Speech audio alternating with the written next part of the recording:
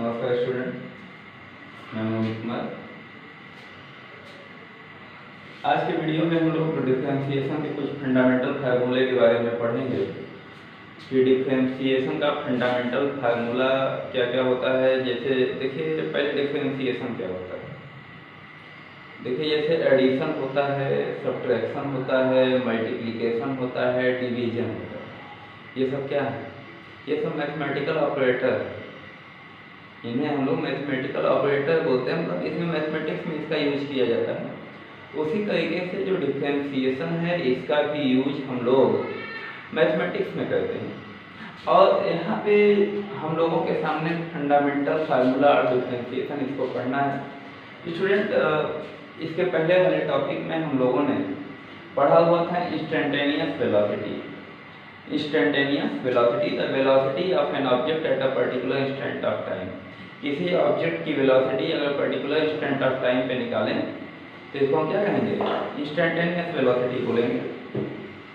तो हमने बताया था dx/dt इक्वल टू वेलोसिटी, मतलब कि अगर टाइम के रिस्पेक्ट में पोजीशन चेंज होता हो, टाइम के रिस्पेक्ट में अगर पोजीशन चेंज होता हो तो इसको हम लोग वेलोसिटी बोलेंगे। अब इसके बाद स्टूडेंट देखिए, जो सबसे इम्पोर्टेंट बात है वो क्या है कि जैसे फंडामेंटल फार्मूला ऑफ डिफरेंशिएशन में बात किया जाए तो पहला फार्मूला क्या है? तो पहले तो हम लोग बात करेंगे कि जो कांस्टेंट होता है, कांस्टेंट अगर मान लो कि C इज द कांस्टेंट, ये एक टर्म है C, ये कांस्टेंट है और इसका डिफरेंशिएशन करना हो and d/dx C equal to 0 होगा। कांस्टेंट का डिफरेंशिएशन अगर करना हो तो वो क्या हो जाएगा? 0। कुछ लोगों के दिमाग में ये भी बात चल सकती है कि सर यहाँ पे आपने x लिखा है और आपने वेलोसिटी में t पढ़ाया है। मैं मानता हूँ वेलोसिटी में मैंने t इसलिए पढ़ा है क्योंकि टाइम के रिस्पेक्ट में पोजीशन चेंज हो रहा था। हम यहाँ पे ये मान लें कि x के रिस्पेक्ट में c चेंज नहीं हो रहा है क्योंकि कांस्टेंट है। जब वो चेंज नहीं होगा तो उसका जो डिफरेंशिएशन है वो क्या हो जाएगा? 0 हो जाएगा। ये पहला टर्म। दूसरा टर्म क्या है? दूसरा, ये पहला फार्मूला है, कर लीजिए। ये इंपॉर्टेंट है कि कांस्टेंट, अगर कोई भी कांस्टेंट आ जाए तो उसका जो डिफरेंशिएशन है वो क्या हो जाएगा? वो हो जाएगा आपका 0। Second, if x power n is variable, अगर x पावर n एक वेरिएबल होता क्या करेंगे? अगर x पावर n एक वेरिएबल है तो अगर मान लो कि इसको x के ही रिस्पेक्ट में अगर डिफरेंशिएट करना है तो ये हो जाएगा d/dx x पावर n। तो हमने बताया था कि जो ओरिजिनल पावर होता है वो मल्टीप्लाई हो जाता है और जो ओरिजिनल जो यहाँ पावर होगा वो ओरिजिनल में से 1 माइनस हो जाएगा। ये हो जाएगा nx n-1, ये हो जाएगा nx n-1। तो इस तरीके से है, ठीक है।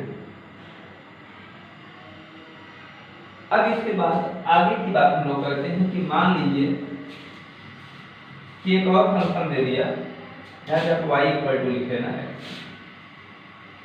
अगर y इक्वल टू cx दे दिया, where c is the constant, जहाँ पे c क्या है? कांस्टेंट है, and x is the variable, और x क्या है? वो वेरिएबल। तो इस केस में क्या होगा? तो इस केस में देखिए, अगर c कांस्टेंट x वेरिएबल है तो dy/dx is equal to d/dx x के रिस्पेक्ट में करें।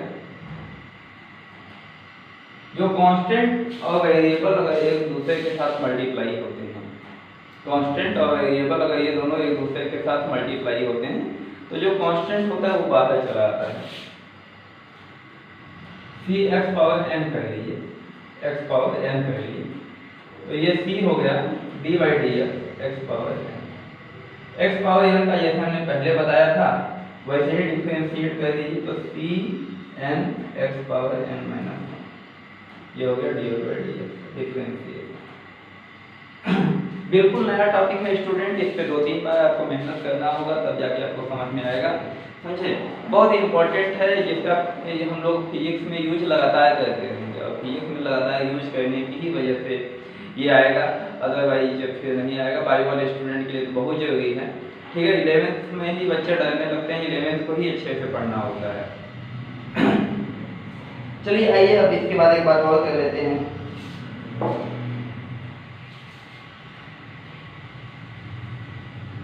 ये आपका जो भी नंबर डाल दीजिएगा, मैं भूल गया हूँ। y इक्वल टू, अगर मान लो u भी क्या है, u and v both are variable. अगर ये दोनों वेरिएबल हो तब क्या होगा, तो dy by dx equal to du v dx। इसमें देखिए क्या होता है, पहले टर्म को हम ऐसे ही लिख देते हैं,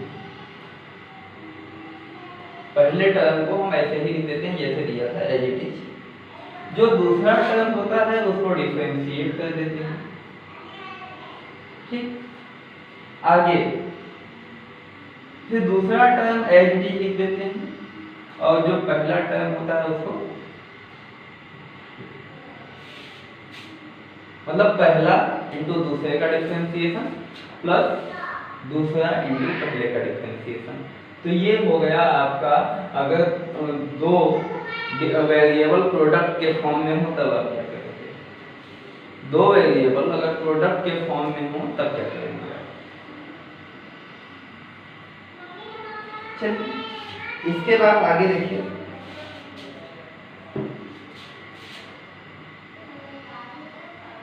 y equal to u plus v। इस केस में क्या करेंगे, if u and v both are variable,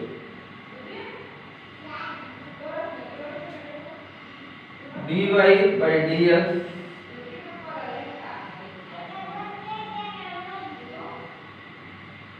du by dx, पहले का भी डिफरेंशिएशन प्लस दूसरे का भी डिफरेंशिएशन। ये सम अगर दो वेरिएबल सम दे दिए हो तब हम करेंगे ऐसा, ठीक है।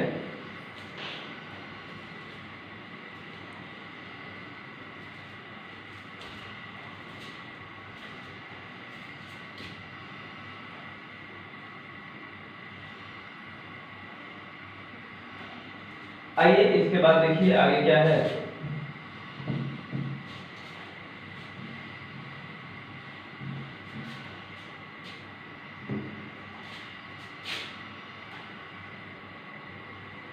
अगर मान लीजिए कि y equal to log x दे दिया तब क्या करेंगे, तो इसको भी डिफरेंशिएट करेंगे, dy by dx equal to dy by dx log x। Log x का होता है 1 बाई x,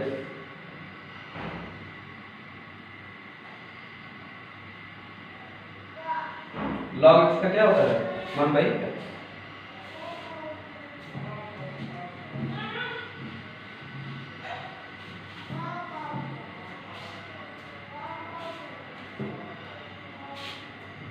तो इस तरीके से डिफरेंट टाइप के डिफरेंशिएशन थे जो कि बहुत इंपॉर्टेंट थे, ठीक है। और देखिए ये जो है स्टूडेंट, इसको आप एक अलग पेज पे लिख लीजिएगा और इसको अगर आप अलग पेज पे लिख लेंगे तो ये आपको मतलब कि जैसे जैसे हम लोग आगे बढ़ेंगे वैसे वैसे काम देगा।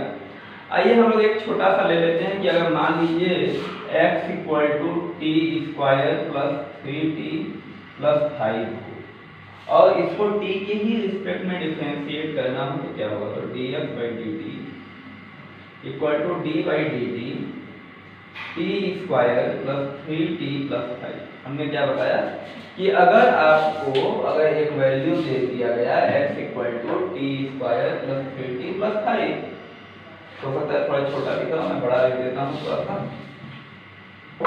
x equal to t square plus 3t plus 5 और इसको आपको डिफरेंशिएट करना हो dx/dt, तो आप क्या करेंगे, तो आपको हर एक टर्म को डिफरेंशिएट करना होगा। तो हर एक टर्म को डिफरेंशिएट कीजिए, d/dt T square plus d/dt 3t plus d/dt 5।